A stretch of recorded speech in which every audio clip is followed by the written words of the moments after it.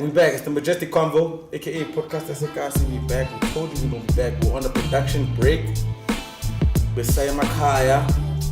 Besaya Lula. This is Lalele. This is understanding.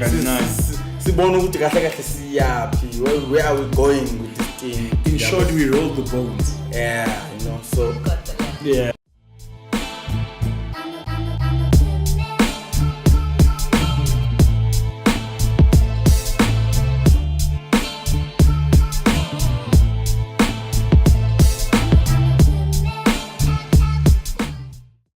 The land is coming back. The land, we still working on the land. Inch by inch, son. We got inch by inch. Anyway, that's a conversation for later. We're working on the land. So, without further ado, wow, we've been working this set. Welcome to our new set, guys. I want say 20 new notes in the set. But I see, I ain't gonna go into detail about that. You niggas ain't need to know about that. You don't need to know about our pockets. Yeah, that's true. And if anybody wants to capture us, you know how just drop us in. No, you can capture us. Tina kulega. We are fine. You can capture us. You can go ahead and capture us, bro. So, for those people who don't know us, it's the Majestic Convo. We talk about urban stories. We talk about business. We talk about street culture. We talk about whatever we want to talk about, really, because we do what the hell we want. Yes. Anyway, I'm going to introduce everybody, but I think I'm going to let everybody introduce themselves because I know we've got new listeners, we've got new viewers.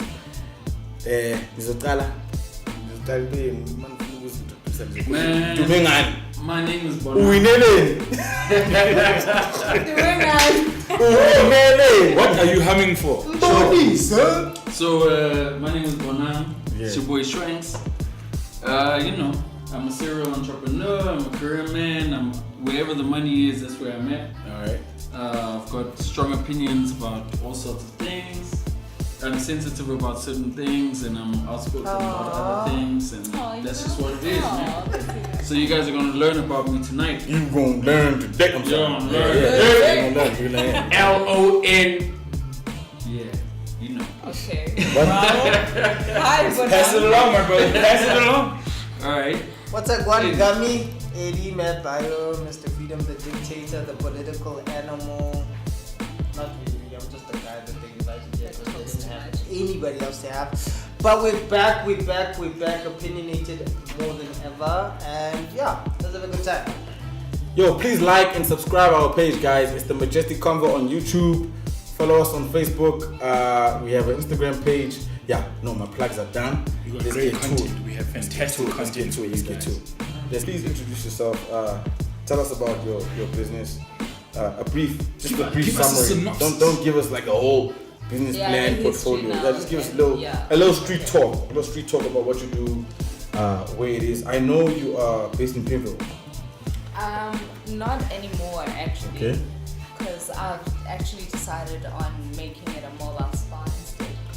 Ooh. Yeah, I found that it actually works better if it's mobile rather than people coming into the spa, because I've actually decided on diversifying my business. Okay. So when you are in So you're going to spawn me at home, girl? Is that what you're saying? That's I'm just asking. I would diversify my portfolio. You know what I'm saying? You know what? There's a problem when we have a Harvey Weinstein in the midst. But anyway, I'm saying.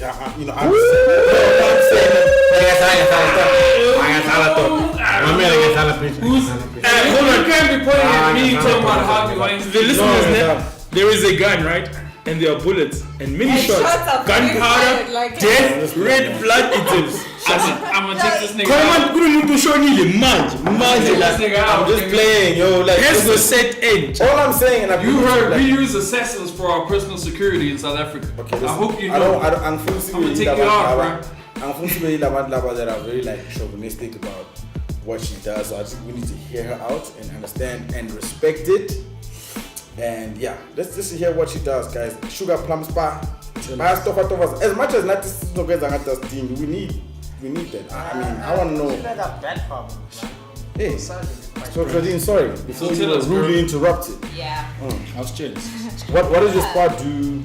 What services do you offer? Everything. Just give us a summary. Just a summary, Nyana. Alright, so basically it's not just a spa in the true essence of the word where you just go for a massage, etc. Yeah. It's beauty in the full sense of the word. So what we do is we do makeup, we do massages, we do nails, we do hair.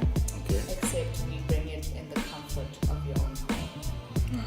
That's basically the gist of Shooting. So you basically, when you say you bring it in, you bring it into the comfort of your own home. So let's say if my lady, I want to book a spa, I want to do a massage, I want to do nails. You guys do nails and things like that. All that, like just the whole everything in beauty, situation. hair, The full everything, experience. like wellness, hair, the full shebang, like hair is like weave, everything. everything. I have to ask, Because when it comes to our people, is that like What is our people? black people? Is that like taboo to go like what a spa and go to people go like outside to something? Do they support these shows? So that is actually why I started the business. That's a good question, because what I found was that people tend to want to go into the north or whatever it is because of the quality of the service, number one, and number two, because of the experience. So if you go to Soweto, chances are, and I've actually experienced it myself because I do what I call research. I actually go to other spas and By research, you don't mean itself. just to go on mountains and just post something. No. I mean, I actually go to spas Tell that them I to feel promote. No, in that's how it that, is. yeah, that I feel in my line of work would be great. I go in there and I do the research, and I have found that because it is a service that is offered in Soweto, there is a certain stigma about Sowetans. yeah. Meanwhile, people do forget that the Sowetans are actually the people that go to the Mangwananis, that go Yeah. to the centers, etc. And what they are looking for is the experience and the service. Yeah. So that is what I bring to them. I bring the convenience of obviously it being in your home. I bring the service of the quality that we bring into your home. We literally turn your house into a spa. And I bring the experience, obviously. We don't just bring a bed and make you lie there and you massage. So you bring the serenity of the whole environment. We bring to the spa. music, we bring Ambiance the... and everything. Exactly. So like if I said, if I wanted to call you and I wanted to book my lady for a spa treatment and a massage, massage, nails, all that, you guys would bring your whole equipment. You would contact us and you'll tell us, okay, we'll be here at a certain time. Yes. And then let's say if I want to book you, let's say this Sunday or whatever. What is the procedure? How does it work? Do I go to your website? Do I go to your page? Do I book? How do I book and how and like?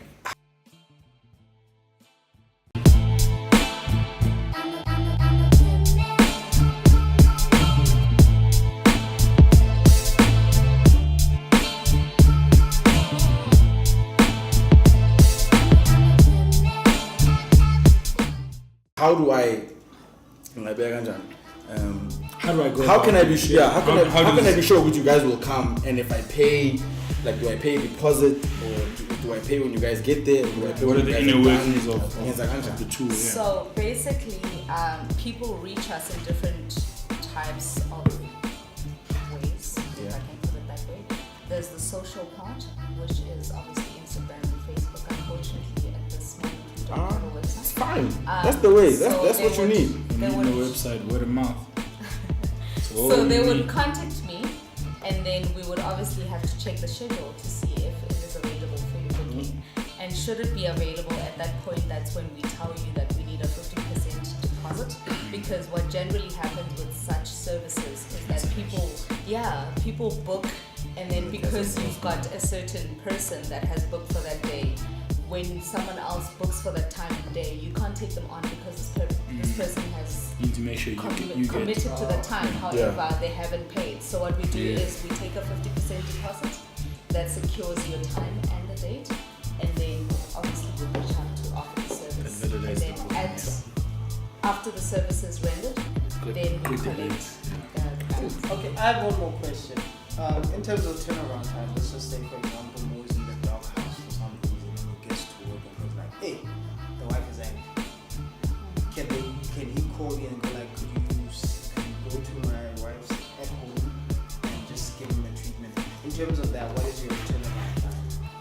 Obviously, with that, it works a lot with the appointment availability. So you don't do short notice?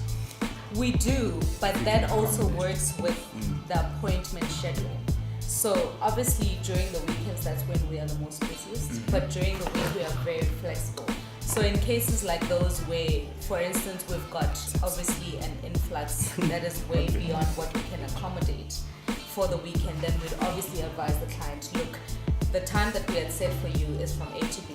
If you cannot make the time because of whatever reason you're giving us, then we can give you a time during the week. Yes. But what we do tend to do is, because since it is a fairly new company, we are trying to build more of a relationship than we are a reputation. Yeah. So what we do to is over and above us offering you a time slot in the week, obviously we have to give you value for your money, because during the week is really not convenient for most people. So that is when we would add the value to the client according to what we see as fit for When them. you say add value, what do you mean? Add value is, we've got different packages obviously in our spa services. For instance, if you were to just book for just a massage, and then Like we follow in that message. text message, thank you very much. Massage. So Message. if that is what you just booked for, right, and you cannot make it for whatever reason during the weekend, and therefore we cannot meet your request to move it to a certain time, that is obviously now a default on our part. It's not necessarily your problem. So what we would do is, over and above that massage that you have requested, we would then offer something like a spa snack that comes along with the booking. Oh, lovely. Here's an idea. Yeah. How about you were to offer anybody who listens to this podcast that value for thing as a thing, say Like a snack. Like a snack. Yeah, but how? Just It's an say idea. hashtag Majestic Convos when you're calling us. Then Right. Yeah, that's actually a dope idea. Yeah. But we'll discuss that. I got a Let's question.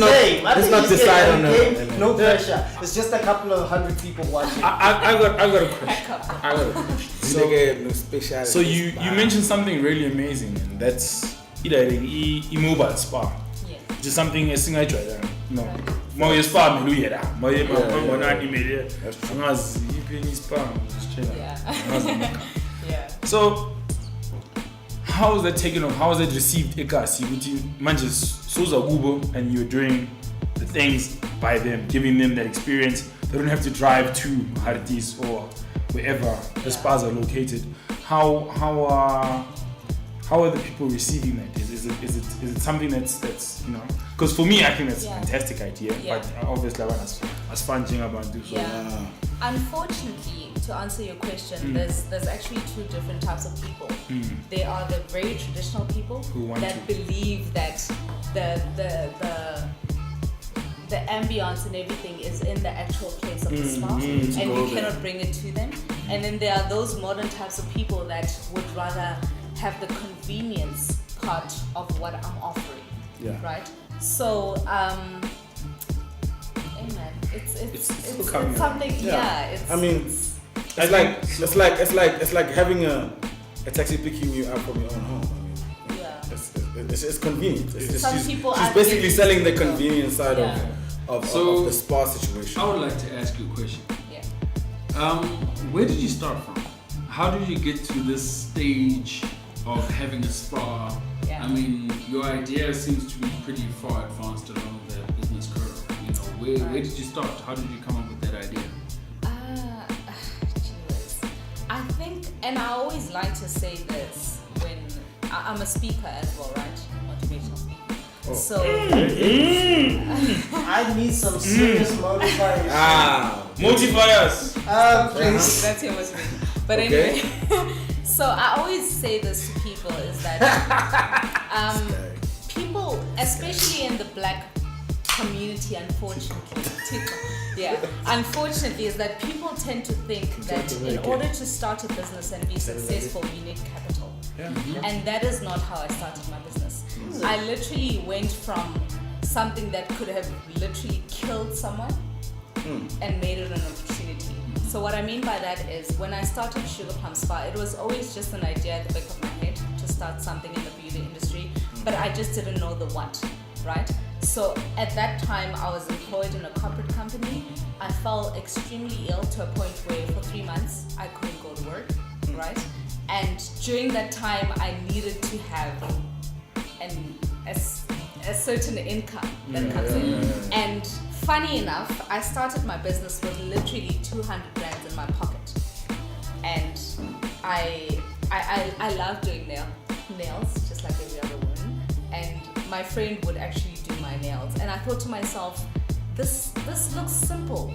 And I'm one of those people that, should I see something that I like to just test it out. You know what I mean? So I thought to myself, if I just try and do what she's doing to my nails, let's just try it out. So that at that point it was more of cutting costs because I wasn't working, but then it became a business. So it was, I have 200 brands.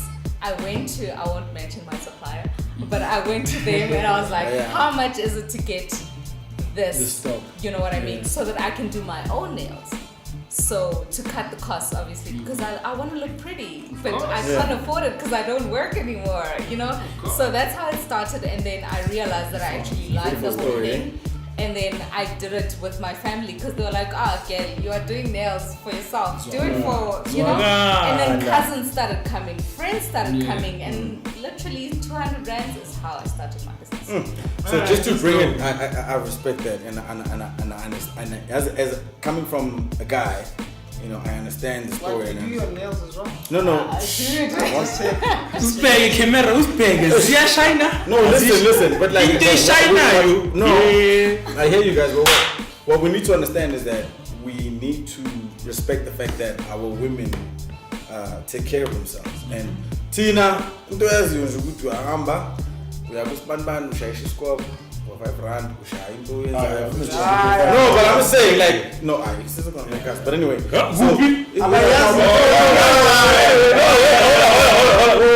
no, but I'm trying to put this into perspective. This is why when your lady's saying, listen, I need to get my nails done, I need to get my hair done, like they really put effort into looking good. Like with us, it's not, so you really have to take notice and really appreciate that because they're trying to look good for us. I put in some effort too. So if they saying this, I want my hair done, don't come cheap. They don't wanna. Listen, let's not be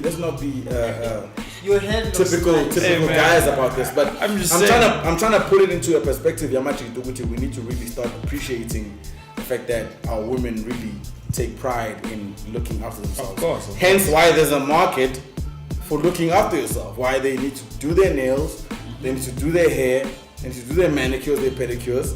And you know, that's why there's companies like, I'm not gonna mention the companies, but you know the companies, because they don't sponsor me, they don't put no money in my pocket. You're more than welcome to what we're doing right now, next 5 days, we're promoting the Sugar Plum Spa. That's what we need to do right now. So I'm just trying to make niggas understand, like our women really take care of us. So we just need to start appreciating that. So that's why I'm about to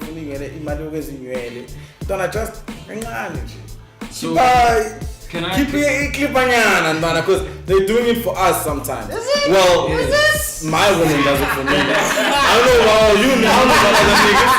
I'm just saying, you know what I'm saying? So I really appreciate that. So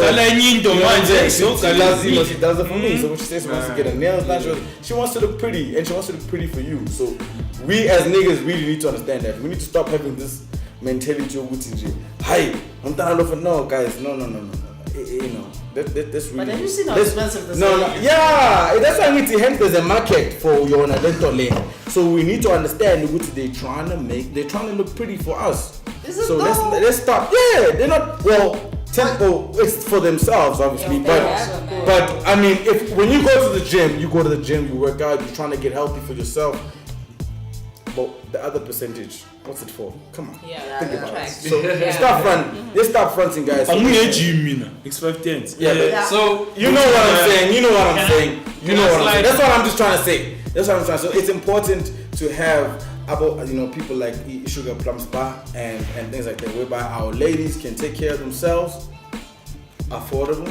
They can take care of themselves at home. They don't need to drive. Take the petrol. It's important that she can do it at her own home, at the comfort of her own home, and that way you know she's at home. And also, just to add, the reason why I thought of the convenience is because when you go to a normal salon or a normal spa, there's a waiting period. You gotta book and things like that. So sometimes you wanna like book at a certain date. Yeah, at home and you you've can't got get the kids, you have to cook and stuff Amen. like that. There you So go. we bring you that convenience to be able to actually be a wife or a girlfriend or domesticated rather, and and still offer that service.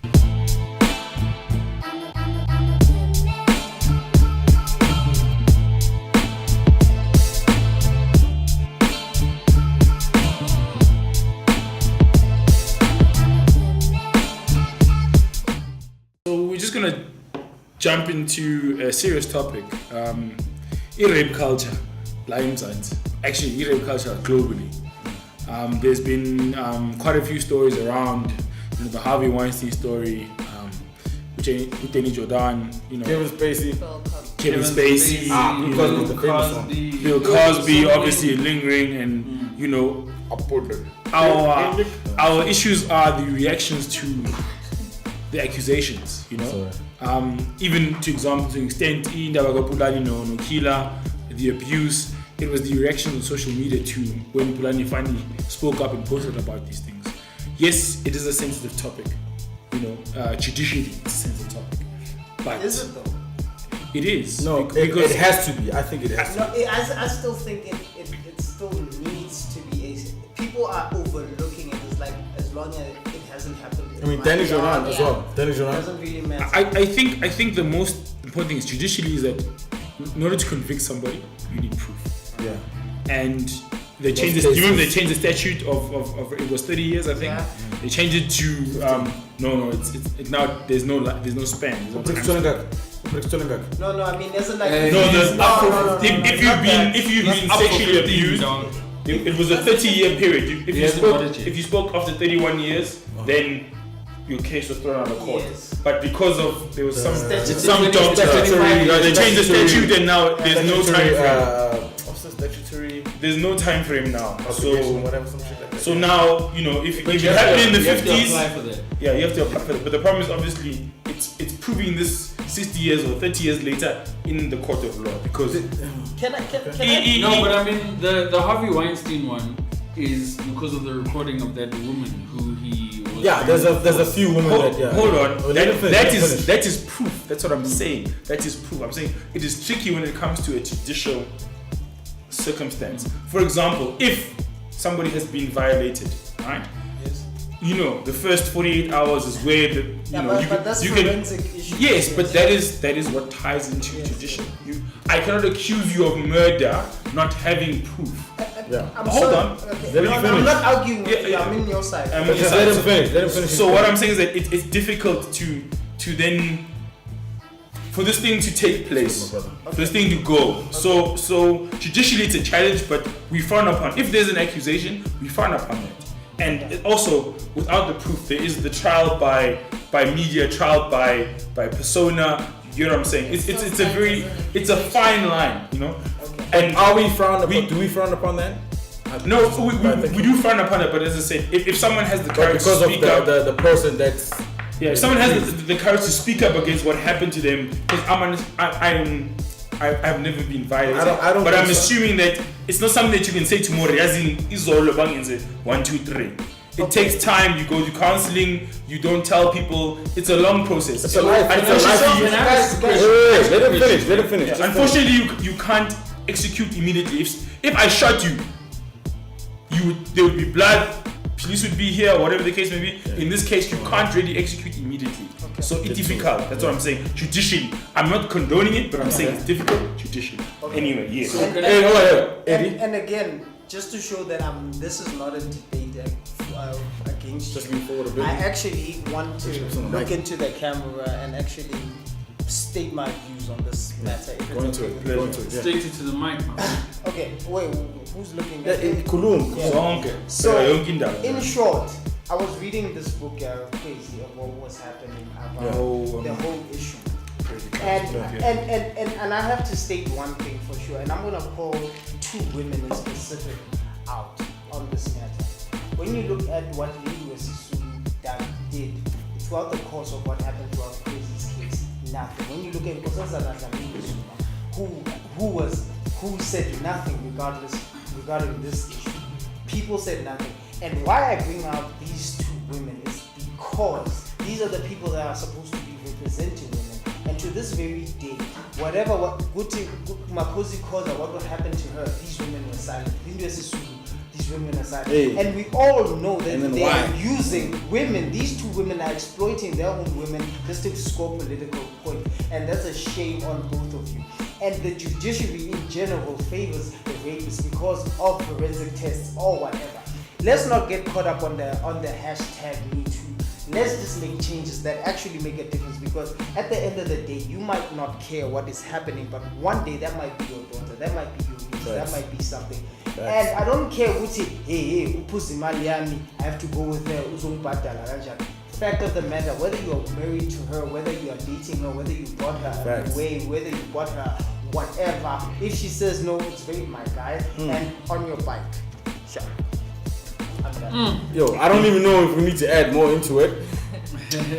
G, do you want to add something onto that as a woman living in our country? And do you think that like our country protects our women in terms of like the rape culture and things like that? Because no country. The way we grew up and the way as men grew up, you know, as a guy who grew up in any way in the township, you know, we're not really taught the importance of how to treat a woman and how to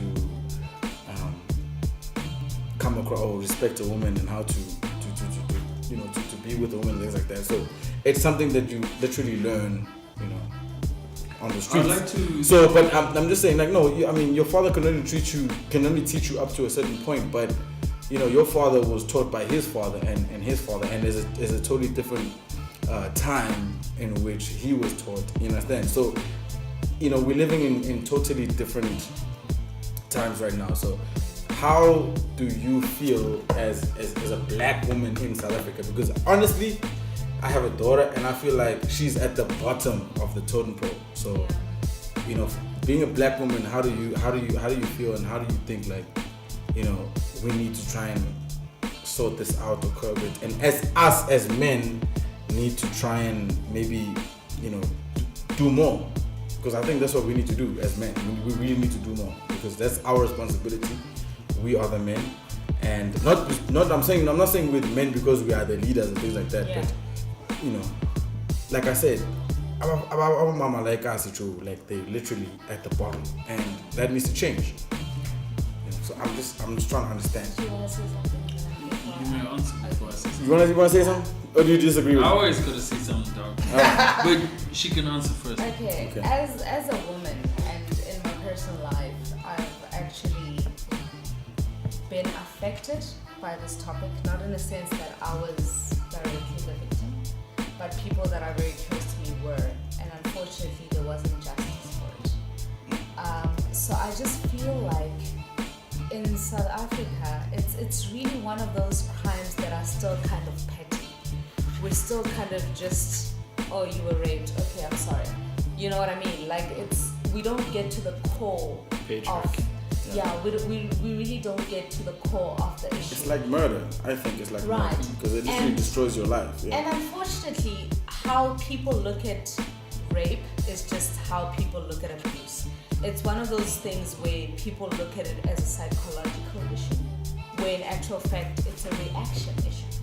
You know, people will just say, oh, he grew up in an abusive home, so he's gonna be a rapist, etc. But what happens in a sense where people are raping kids or babies that are months old and still say, I raped because she was dressed inappropriately?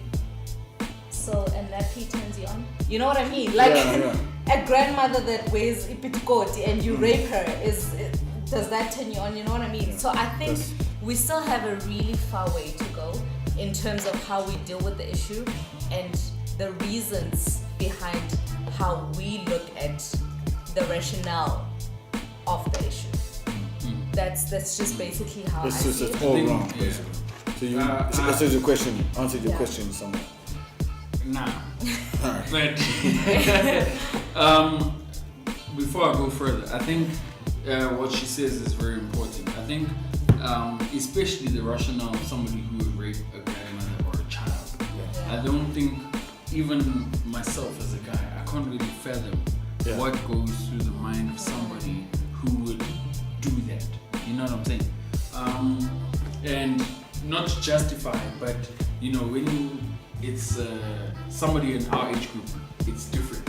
You know what I'm saying? But when you look at a grandmother or a child, you're like, but how do you even get to a stage where you look at that person as sexual? Sexual. Yeah. You know what I'm saying? Like, how?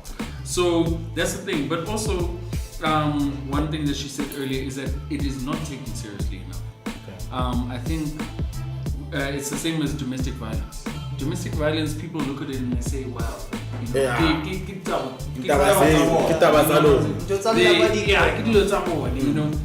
must sort their shit out. Which is psychological as well. And it's a problem because it affects, I don't think there's anybody who doesn't know somebody who has been directly affected by rape. Facts. And the worst part is most of them are not even raped by people they don't know.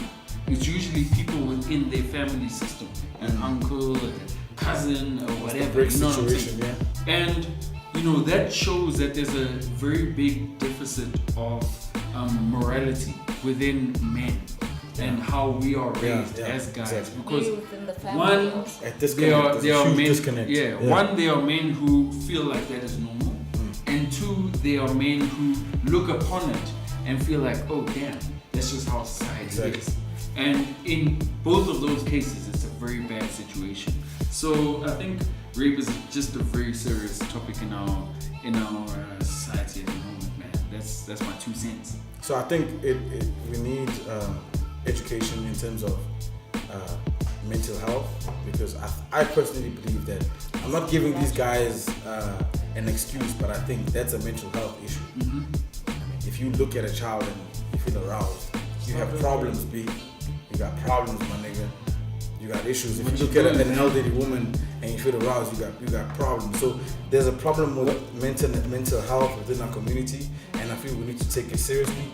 And I feel we need to take seriously as how we educate our young men. But how do you start with that when the president himself, that's supposed to lead a country, was accused of such a thing? That's what I'm saying. And that's looked at as being normal, and there's people that are supporting away with it, so I can get away with it. But that's why we live in a system with such a big deficit of morality. Exactly. I mean, corruption is normal. Yeah. I have conversations with people and that's the who say, problem. I have conversations with people who are like, no, dog, let's just get out. Yeah, they expect the end result. But that's the problem. Corruption. Yeah. You know what I'm saying? Because people no longer view corruption as that's the problem. If the abnormal is now looking like it's a norm, Can a huge problem. Can I butt in? Yeah. I think first and foremost, apart from the teaching and the culture, judicial system is where this thing matters.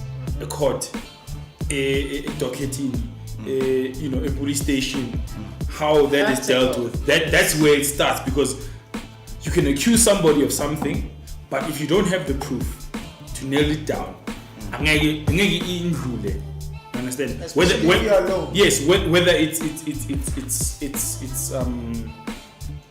it's rape, it's murder, it's attempted murder. Into isn't good like proof. Law system is based on common law, ratio dicadendi, which is the rationale of a common man. That is how they judge you. As a common person, what would a common person do? They wouldn't shoot this person. But then again, it's innocent until proven guilty. And it from a judicial point, right? If someone has the courage to speak up against an act of violence, whatever it may be, we need to support them. But Nakona, because of the blurred lines in the judicial system, because there are people in jail who have done nothing. I'm not saying for rape, I'm just saying in general. They've been committed for a crime that they did not do. And there was not enough proof to get them out of there. There's enough proof to condemn them. It's 50-50, 50-52. We are Barca, 49, we are failure. So it's the system. So we need to adjust the laws, the system. A missing female now, it's no longer 24 hours, it's immediate. We need to change izinto. forensics need to be updated. Exactly. Those kind of things, whereby it's plausible for someone who has been violated to step up and take the test and whatever needs to be taken for that thing to be solid and nailed down. Which is court, proof icon. But unfortunately, we're still very far. And we're not the only nation. Yeah. We're not the only nation. Whether it's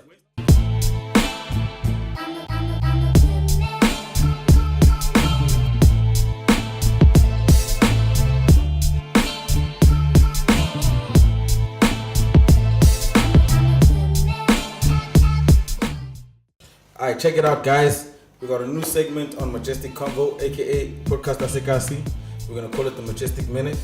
My brother Eddie, add your 2 cents on your minute. The political hour on Majestic Convo's Minute of Fame. Nkosazana Dlamini Zuma.